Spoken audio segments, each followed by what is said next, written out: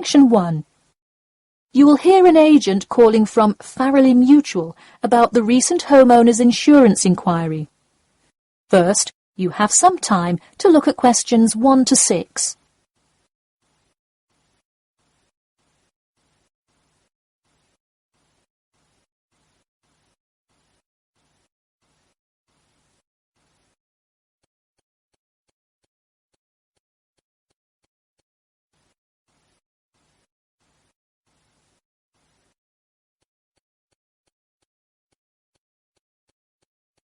You will see that there is an example which has been done for you.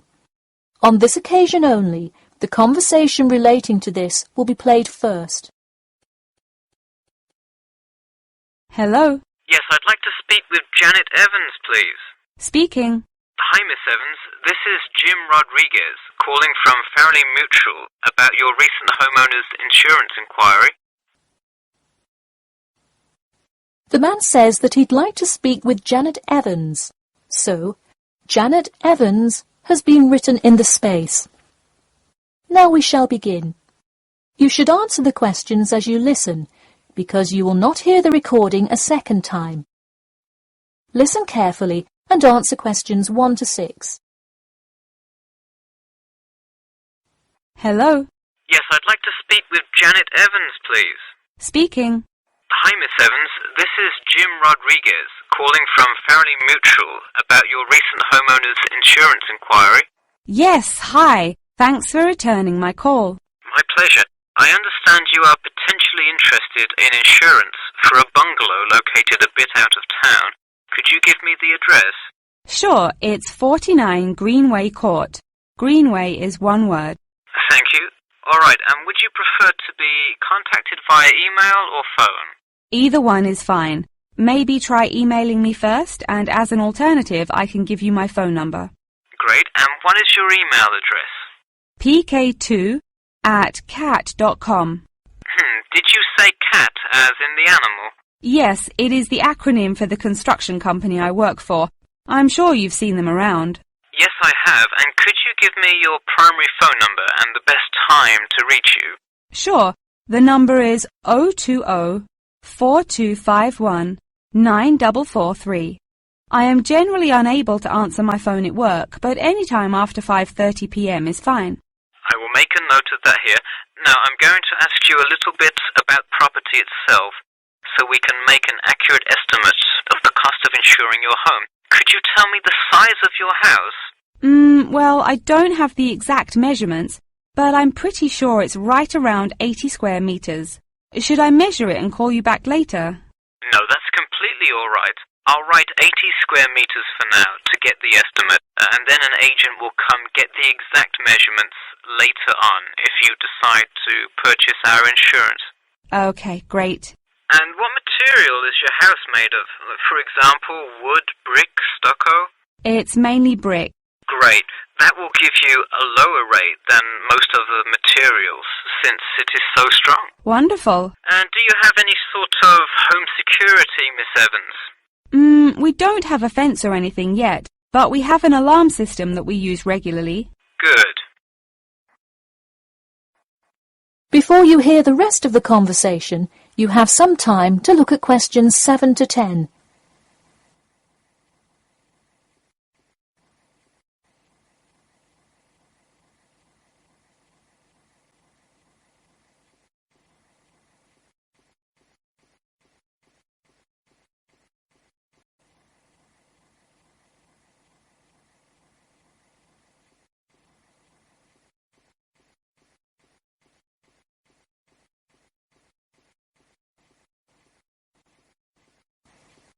Now listen and answer questions 7 to 10. Now I'll go through a number of things we offer coverage for, and I'd like you to tell me which items you want your policy to cover. Okay. We'll start with the building itself first. Would you like us to cover incidental damage to the structure to your house? Absolutely. Splendid. And the contents inside your house? We usually cover all items with an appraised value of about £200.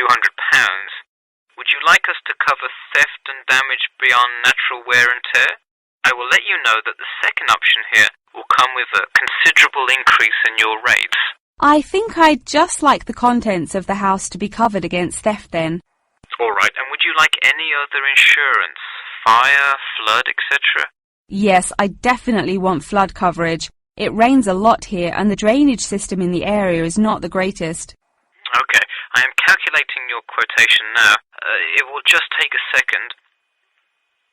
It looks like your annual insurance rate will be £148.30.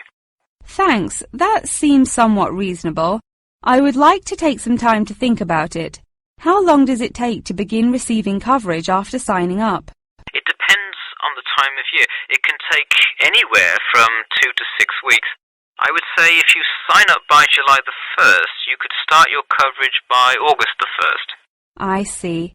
Okay, thanks for your help. Should I call you back at this number when I have made my decision? Yes, please.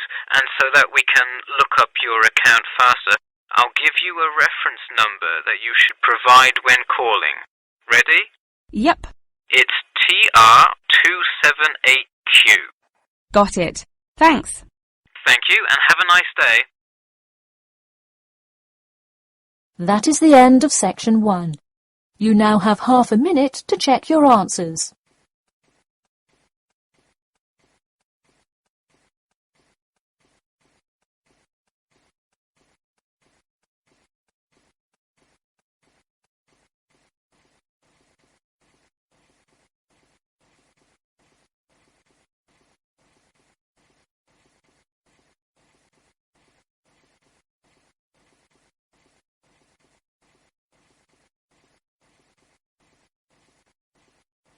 Now turn to section 2.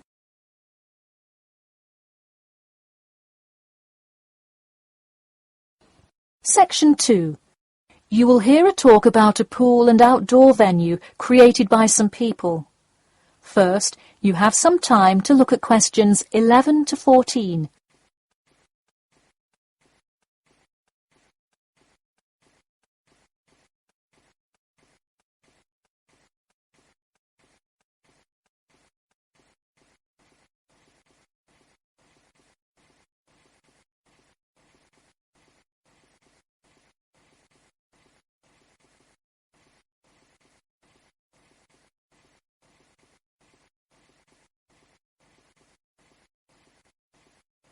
Now, listen carefully and answer questions 11 to 14.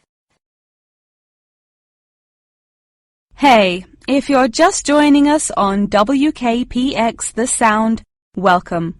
We're here in the studio with Matt and Cam in the morning, and this morning we're talking about keeping the kids occupied on summer vacation.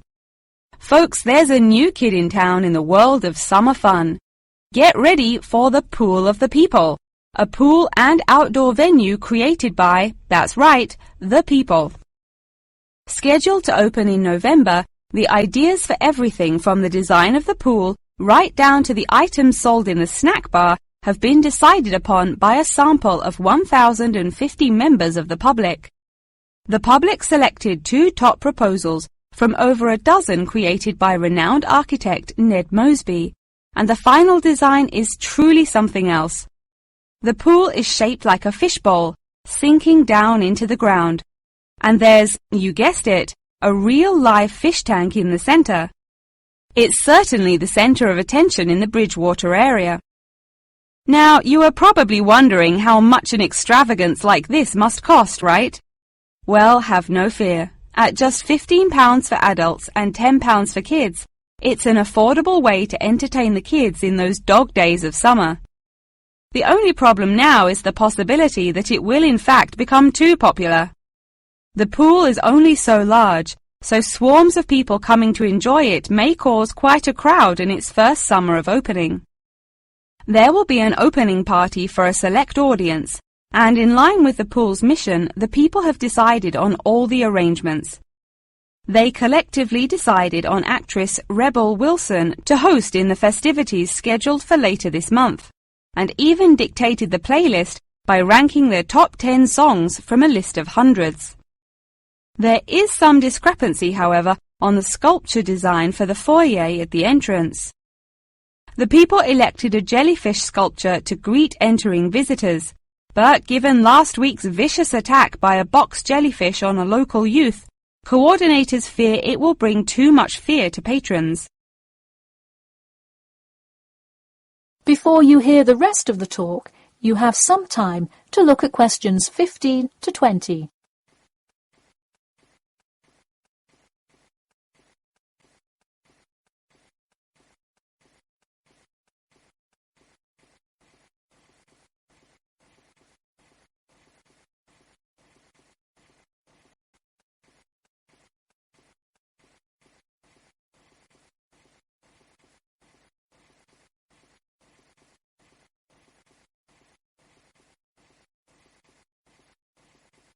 Now listen and answer questions 15 to 20.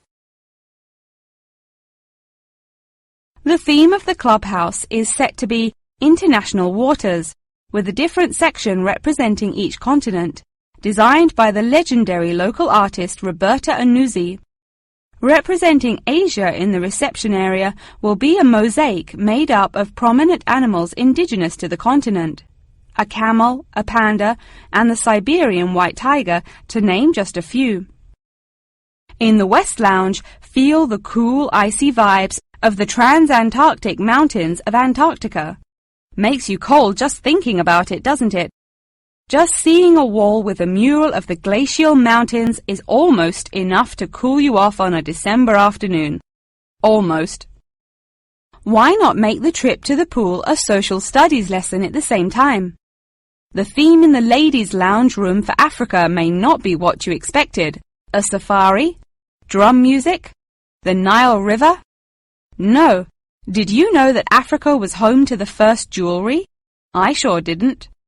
By contrast, as you may expect, North America's theme for the card room is as modern, even futuristic as it gets. Annuzzi created for North America a sort of absurdist print, interestingly juxtaposing the moon landing of 1969 with an abstract depiction of humans living on Mars. Seems to me like an interesting commentary on the future of space exploration. And in the men's lounge room, the ancient forts of Sparta, Rome, Greece, and other European civilizations fittingly exhibit the strength and combatant characteristics of these societies. Finally, the cafe and breakfast room area is an enchanting round room that draws all attention to its center, where there is a strikingly realistic sculpture of a volcano. The delicious food may actually be only the second most exciting part of this room, in comparison to the 9-foot statue, complete with brightly colored molten lava to characterize South America. Honestly, it is like a museum visiting each room of the clubhouse. Why not make the trip to the pool an educational one for the kids? We're going to take a quick commercial break here at WKPX, but we'll be back in 10 with more on what's touted to be the summer's hottest place to beat the heat. That is the end of section 2. You now have half a minute to check your answers.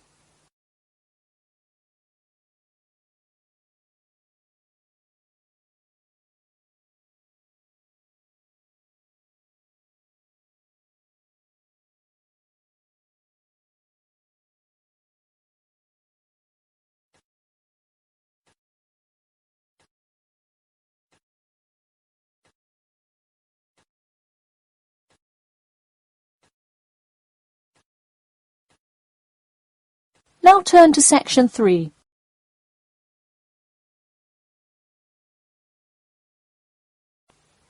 Section 3. You will hear two students called Jimmy and Kathy talking to their tutor about the current research paper. First, you have some time to look at questions 21 to 25.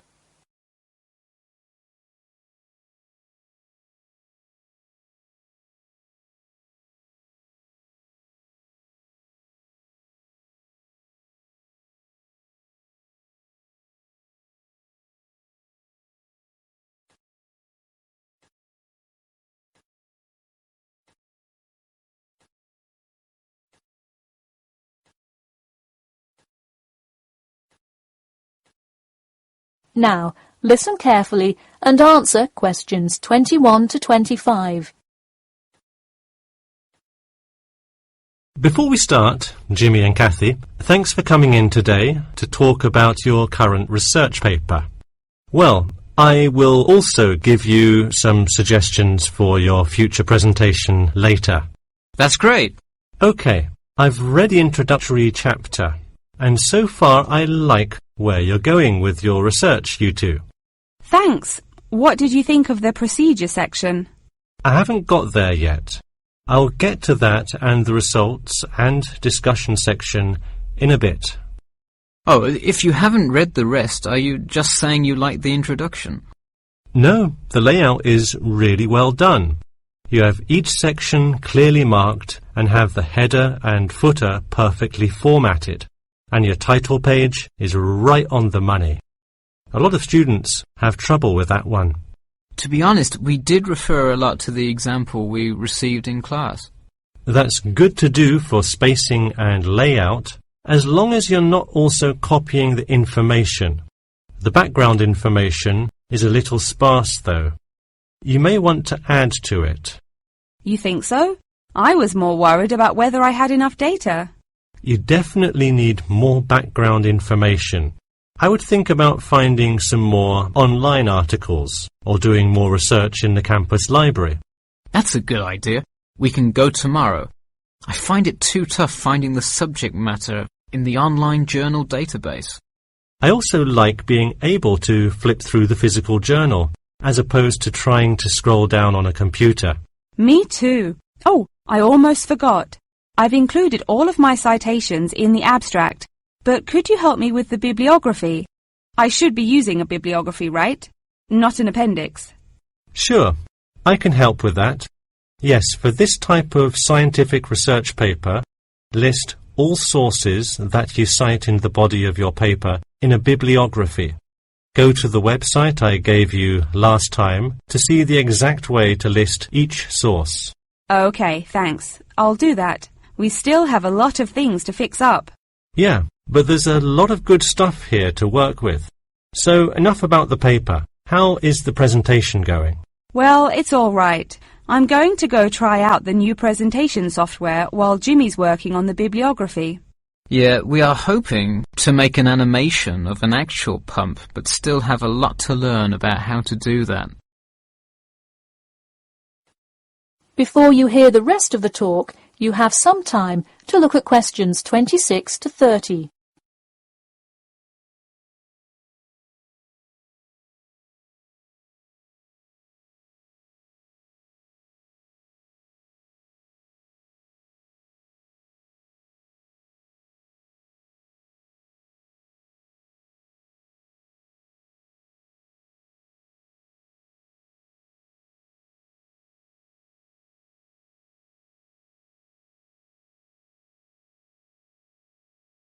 Now, listen carefully and answer questions 26 to 30. Who would have thought before we started this project that we would be able to recreate the motion of a pump? This stuff is just so interesting. So glad to hear it. Yeah, I am glad I took engineering this semester. I would definitely like to keep up with it. You know, there's an organisation called the Machine Engineer Society. You should look into joining it. You'd need to score well in your engineering class to qualify, but I think you can do it. Interesting. I will definitely check it out. I would really like to get in contact with some professionals in the engineering field to find out more. I don't really know anyone in the field now, though. I think if you keep meeting people in your classes and professors, you'll be able to get in contact with some really helpful people. Well said, Jimmy. If engineering pumps is something you both are specifically interested in, make sure you stay up to date on new developments. In fact, you could visit the local water treatment facility periodically to see what new developments are going on. That may be a good way to get some practical experience. Well, I don't think they would let you handle any equipment by just visiting the facility. If you really want to get your hands dirty, so to speak, I would recommend instead seeking a summer internship. Wow, you have so many helpful suggestions for getting a leg up. Now, if only you could tell me how to get my work published. Wouldn't that be nice? Well, honestly, all you really need to do is, once you have a dissertation, present it. Present it often and to many audiences, and once you get feedback, adjust it. You'll get published one day. Wow, this meeting has been truly inspiring. Thanks for your help. That is the end of section 3. You now have half a minute to check your answers.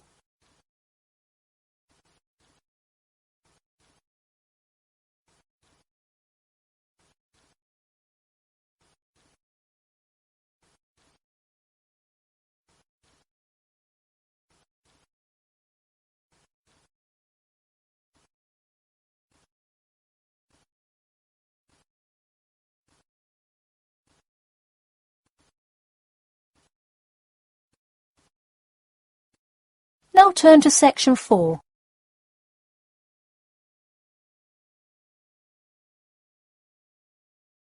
Section 4.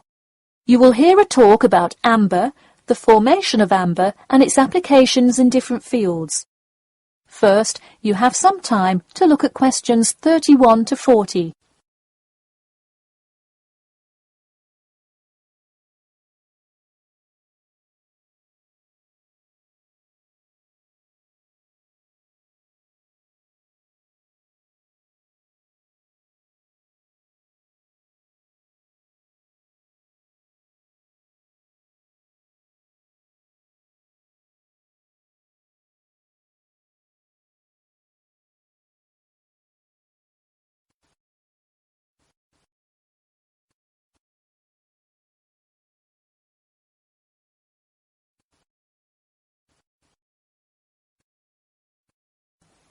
Now, listen carefully and answer questions 31 to 40. Tonight I'm going to present an overview of the research on amber. Okay, I'll start by giving a brief introduction about amber, then talk about the formation of amber, and then describe amber's applications in different fields. First of all, what is amber? Amber is not a stone, but is ancient fossilized tree resin, which is the semi-solid amorphous organic substance secreted in pockets and canals through epithelial cells of the plant. And why is resin produced? Although there are contrasting views as to why resin is produced, it is a plant's protection mechanism. The resin may be produced to protect the tree from disease and injury inflicted by insects and fungi. Amber occurs in a range of different colors. Besides the usual yellow, orange and brown, other uncommon colors are also associated with it. Interestingly, blue amber, the rarest Dominican amber, is highly sought after. It's only found in Santiago, Dominican Republic. There are several theories about what causes the blue color in amber. The most common one links it to the occurrence of volcanic dust that was present when the resin was first pressed out from Hymnaea protera millions of years ago. At this point, you might be curious about how amber is formed. Molecular polymerization resulting from high pressures and temperatures produced by overlying sediment transforms the resin first into copal. Sustained heat and pressure drives off terpenes and results in the formation of amber. Copal, that I've just mentioned, is also a tree resin, but it hasn't fully fossilized to amber. More generally, the term copal describes resinous substances in an intermediate stage of polymerization and hardening between gummier resins and amber.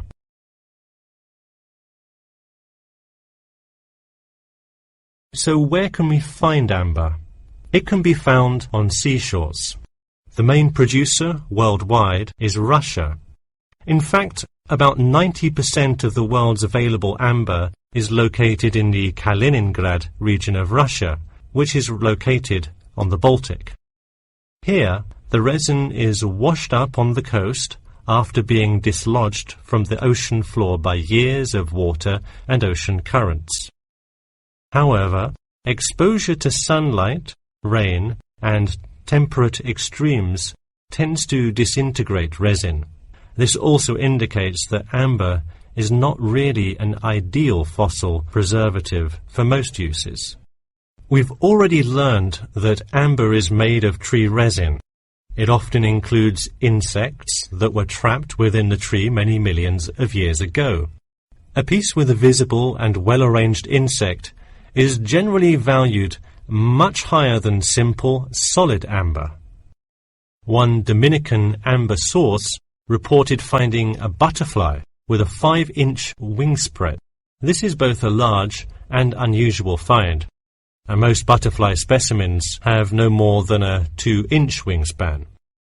Inclusions in Dominican amber are numerous, 1 inclusion to every 100 pieces. Baltic amber contains approximately 1 inclusion to every 1,000 pieces. Now that you have a basic knowledge of amber, I'd like to talk a bit about amber's application in different fields. First, amber is appreciated for its colour and beauty. Good quality amber is used to manufacture ornamental objects and jewellery. For instance, using a variety of exclusive, first-class quality natural Baltic amber with silver to make natural amber jewellery. But due to the biodegradation of amber fossils, people with amber jewellery have to take special care of it to ensure that the amber is not damaged.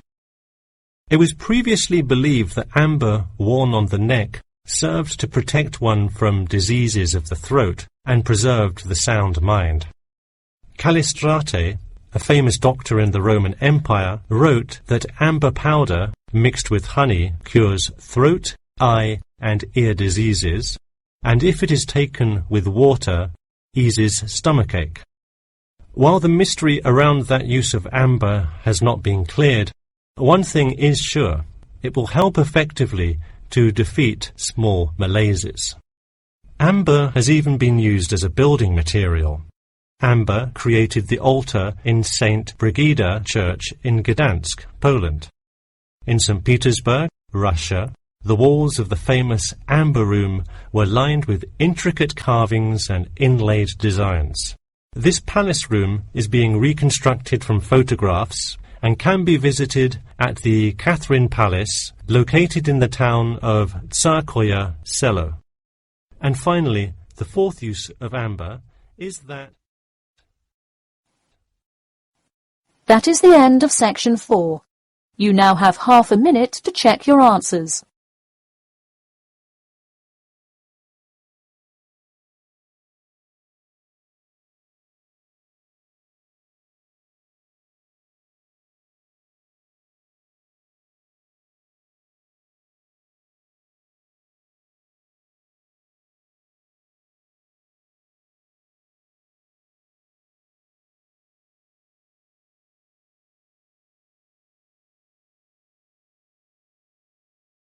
That is the end of the listening test.